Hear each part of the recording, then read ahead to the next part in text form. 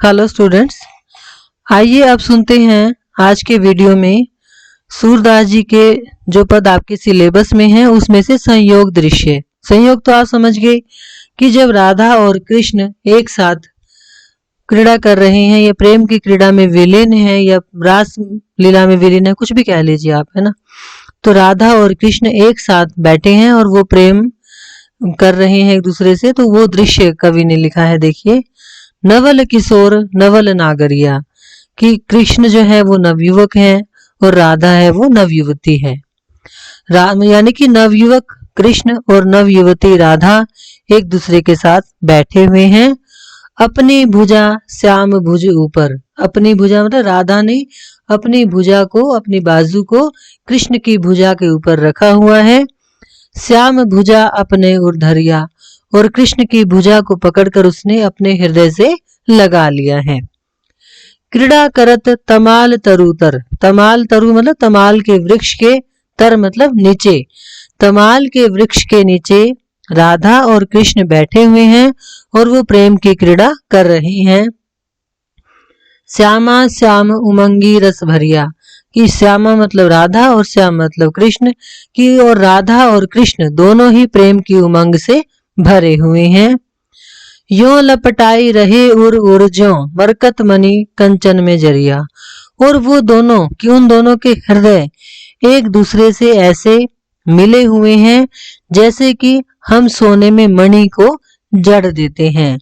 उपमा काहि देव को लायक मनमत कोटि वारने करिया, कि मैं इसकी उपमा कहाँ तक दूं, कोई उपमा इस लायक नहीं है। बस कवि ये कहता है कि मनमत मतलब कामदेव, कोटि मतलब करोड़ों, कि करोड़ों कामदेव भी उस पर मैं न्यौछावर कर देता हूँ। वारने करिया मतलब न्यौछावर कर दिया। सूरदास बली बली जोड़ी पर, सूरदास जी कहते हैं कि मैं बार बार राधा और कृष्ण की जोड़ी पर बलिहारी जाता हूँ। नंद कुंवर कि नंद का बेटा कृष्ण, और वृषभानु कुंवरिया कि वृषभानु की बेटी जो राधा है, कि राधा और कृष्ण की जोड़ी पर मैं बार बार बलिहारी जाता हूँ। वो जोड़ी जो तमाल के वृक्ष के नीचे बैठकर प्रेम में विलीन है। मुरली मधुर बजाई श्याम, आप जानते हैं कि गोपियां जो है ना वो कृष्ण की मुरली सुनने के लिए बड़ी बेचैन हो जाती थी, ठीक है ना।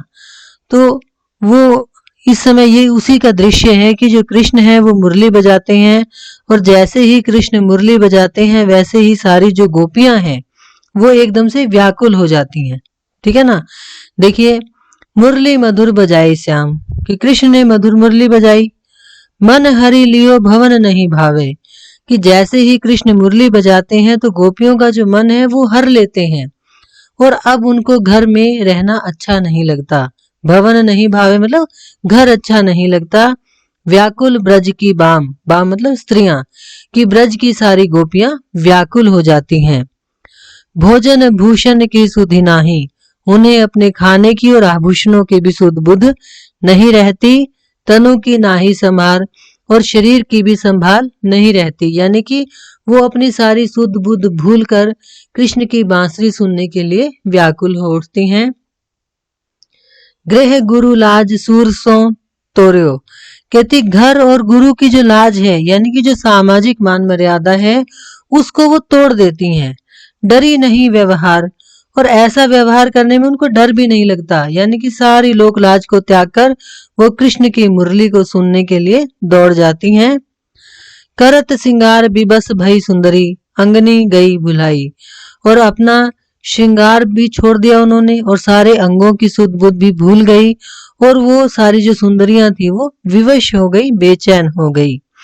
सूर श्याम बन बेनु बजावत, कि सूरदास जी कहते हैं कि जब कृष्ण वन में बेनु मतलब बांसुरी बजाते हैं, चित हित रास समाई, तो उनके सारे तन और मन में केवल प्रेम की जो भावना है वो दौड़ने लगती हैं।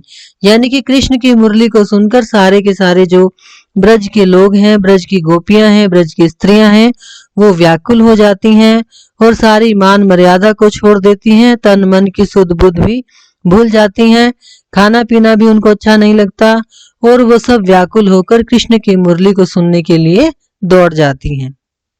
Thank you.